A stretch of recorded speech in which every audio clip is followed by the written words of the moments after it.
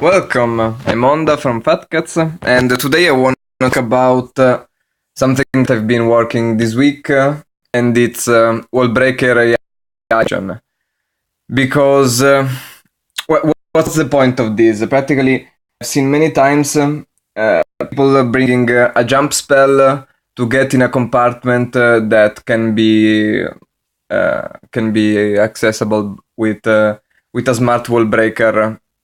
I mean, it's not always the right choice, but you have to think about if it's more valuable to bring a jump and be sure to get inside that compartment with less troops, without bringing wall breakers, without bringing a couple of wizards that might be needed for the wall breaker to work. So you will get around 10-15 more troops. Or if it's more valuable to spend those troops to get inside that base and bringing more spells for the kill squad or for the loons for the backend. So you may have a couple of hastes more for your loons or a heal more for your hogs. So that's what I'm talking about here, is that you have an option. It's not always the right option, but you have an option. So let's talk about this base and my attack in particular. I wanted to come in from 9 o'clock, okay? I wanted to come in this compartment, jump on the builder's hut there, and from there my kill squad that would be composed by 3 golems, wizards, heroes and bowlers. From those compartments they can get many valuable defenses down, and so that I can hog the rest of the base. Okay, perfect.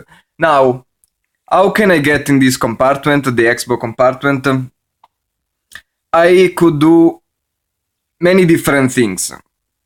One could be like jump in this compartment because it's only 7 tile and I can get in the same compartment, but it's not that easy. The funnel is not easy to create. Those compartments can be very hard for my bowlers that might walk. Also, all these storages.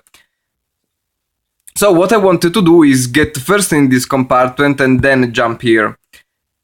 And one thing that I was thinking is to jump here and then jump here. So I would use 2 jumps, and that's what usually what people do in this kind of situation when you have this wall, this position that it's quite common today. But I thought that if I can take down those 2 buildings and those 2 buildings, the wall breakers, if I send them from 9 o'clock, they will target this wall piece. Why do I say so? Because wall breaker target the nearest wall only if there is a building in that compartment. So if you can clear all the buildings inside of a compartment, you can actually direct your wall breaker in another direction, and that can be used in many different wall disposition.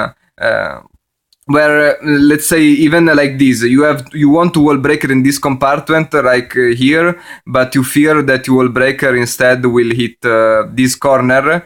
If you can clear those 2 buildings and you send your wall breaker from here, he will target this wall piece, because in this compartment there will be no buildings, while in this compartment there will be the clan castle. So it can be used in multiple situations to redirect your wall breakers. And let's see exactly how I did this.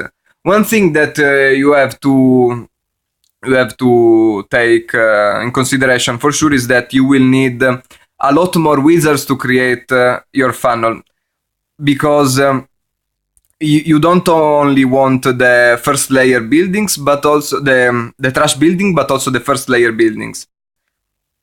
And as you can see, that's exactly what my wizards are doing. Now that all these buildings are cleared, I can send my wall breaker, and then look at that. They're targeting precisely the wall piece that I want them to target. And then I can send the rest of my kill squad at the expo. The funnel is perfect, everything is going in, the jump, and I had to use the 4 wall breakers and a lot more wizards for another heal spell for my backend hogs. So it's always a trade-off, and you have to take in consideration if also Wallbreakers are a little bit more unpredictable. Wallbreaker fail is a common thing, so you have to be a little bit more precise and even have a little bit of luck to get your Wallbreaker right, you know. So that's a trade-off that you have to keep in mind, but keep in mind that you have an option.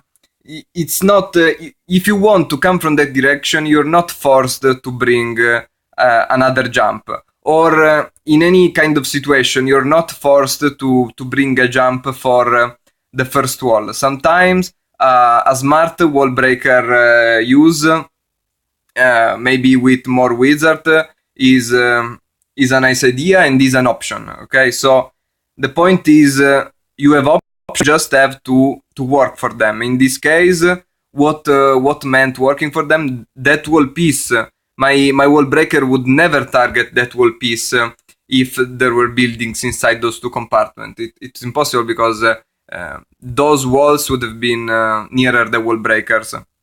But with a little bit of work, you can take those compartments out, and with a little bit of timing and the training, you can target the precise wall piece that you want to target.